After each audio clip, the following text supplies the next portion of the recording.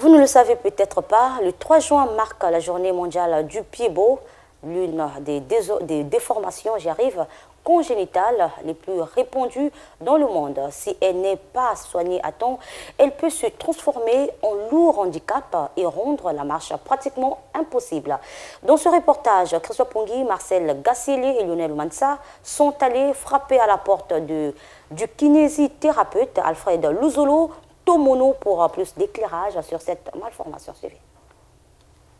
Selon les statistiques de Handicap International, la prévalence du pied beau à la naissance est comprise entre 0,51 et 2,3 pour 1000 naissances vivantes dans les pays à revenus faibles et intermédiaires.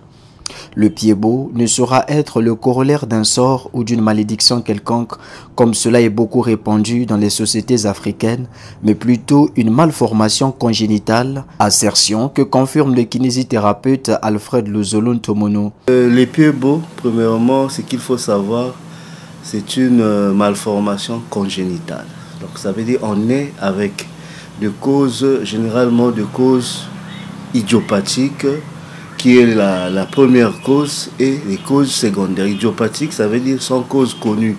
Selon toutes les recherches, le pied beau n'a pas de cause connue. Mais pour les causes secondaires, nous voyons des pieds beaux après certaines pathologies, qui peuvent être dans les cas d'IMC, d'arthrogrypose, ou bien dans le cas d'agénésie tibiale. Là, nous pouvons voir un pied beau. On dit que c'est secondaire. Mais dans les 90% des cas, les causes ne sont pas connues, donc on dit cause idiopathique.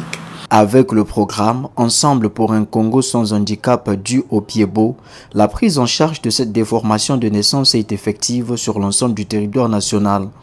C'est une malformation qui se prend très bien en charge dans notre pays, en Afrique et au niveau mondial. Mais avec un programme au Congo qu'on appelle Ensemble pour un Congo sans handicap dû au pied beau.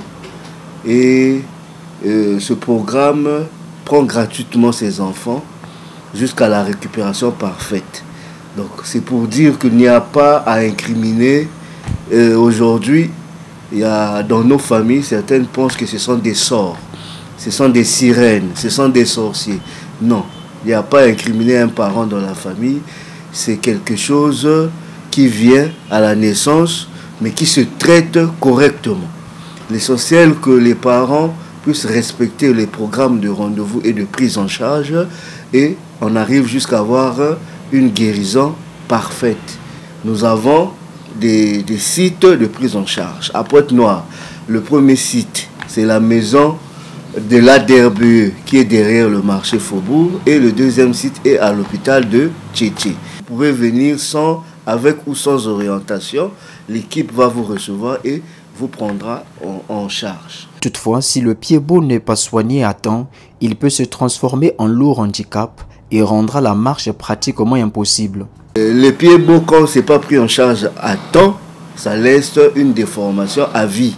Et ça va laisser vos enfants évoluer ou grandir avec des pieds où ils seront incapables de porter les chaussures normales comme tout autre enfant, de jouer avec les autres, et ils seront même marginalisés. Et il sera un sujet de moquerie à l'école.